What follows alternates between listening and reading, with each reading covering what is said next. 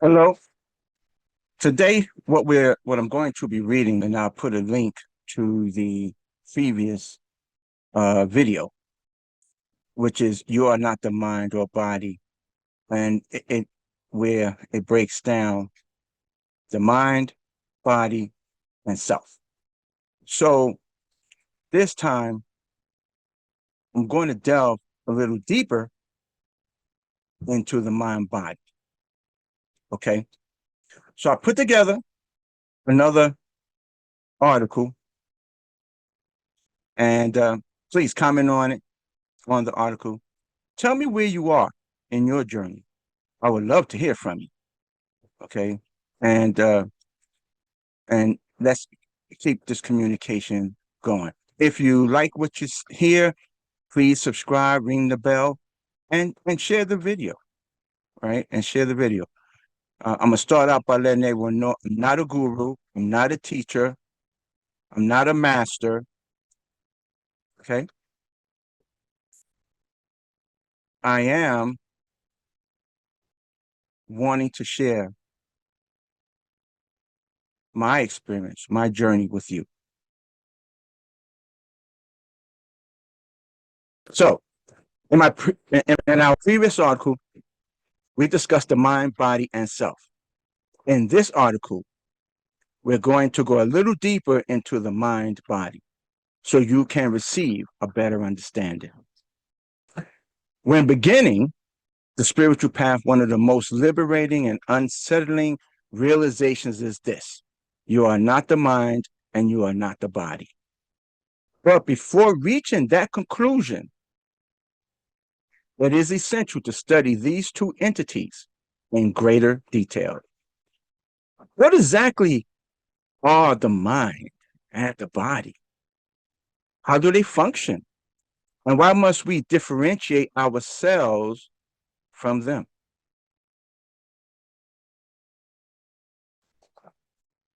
The body is the most immediate and obvious object of identification. It is seen in the mirror, referred to as me, and its sensations are interpreted as personal. But what is the body, really? The body is a biological mechanism composed of organs, bones, tissues, and nerves. It digests food, feels pain, desires sleep, and responds to pleasure. It is affected by age, illness, temperature, and gravity. Yet, behind all of this, the body is observed. You are aware of the body, but you do not become the body. If you are truly the body, then changes to the body would change your identity. But who you are feels constant. Even as the body transforms from childhood to adulthood to old age, the infant body is gone, the adolescent body is gone, the current body is already aging, yet the I feels unchanging. The body is like a vehicle, necessary for experience in the material world, but not the driver of life itself. Pain is felt in the body, but awareness of pain is not pain itself. The body may be asleep, yet awareness may continue in dreams. Who is witnessing all of this?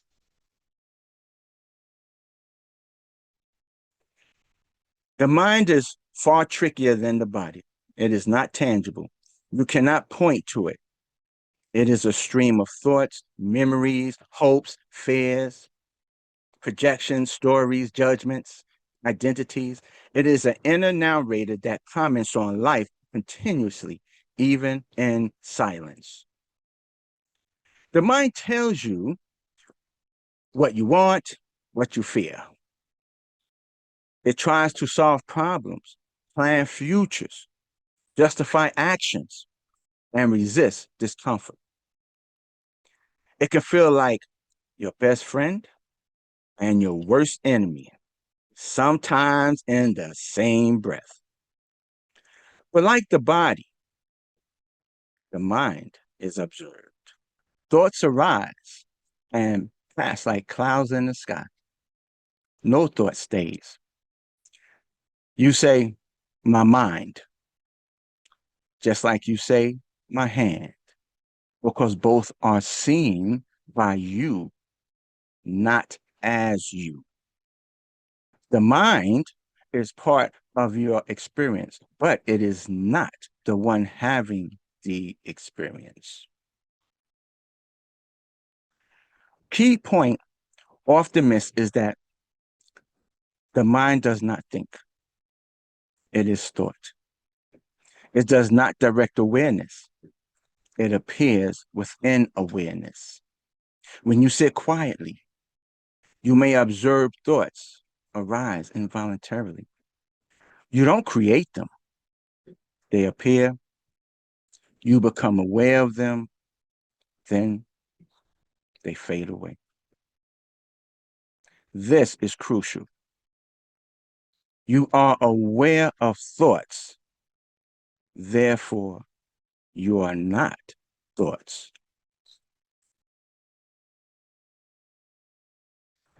From birth, we are conditioned to believe that the body and mind constitute the whole of our being.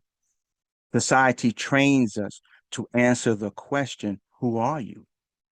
With a list of body-based traits, name, gender, age, race, and mind-based labels, beliefs, personality, trauma, education.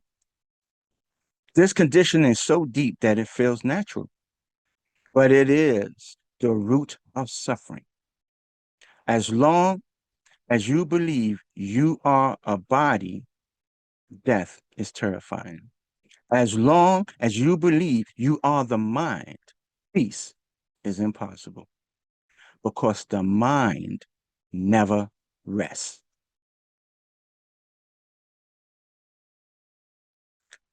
The mind and the body are a pair.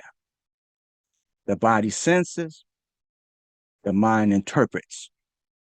The body reacts, the mind justifies. Together, they create the illusion of a separate person with a story. But it is just that, an illusion. The ancient sages called this illusion Maya, not because the mind body doesn't exist, but because it exists in a limited, ever changing way. What is real in the spiritual sense must be constant, unchanging, and ever present. The mind and body are like dream character animated by consciousness. Useful, yes, but not who you are.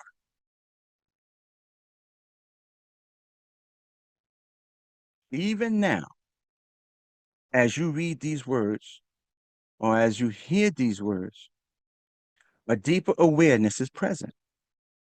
It sees the body sitting. It sees the thoughts forming. It sees the breath rising and falling. That witness is not touched by the mind's confusion or the body's decline. You may say, but I feel pain. I think thoughts. Yes, but who feels pain? Who think thoughts? If you can observe something,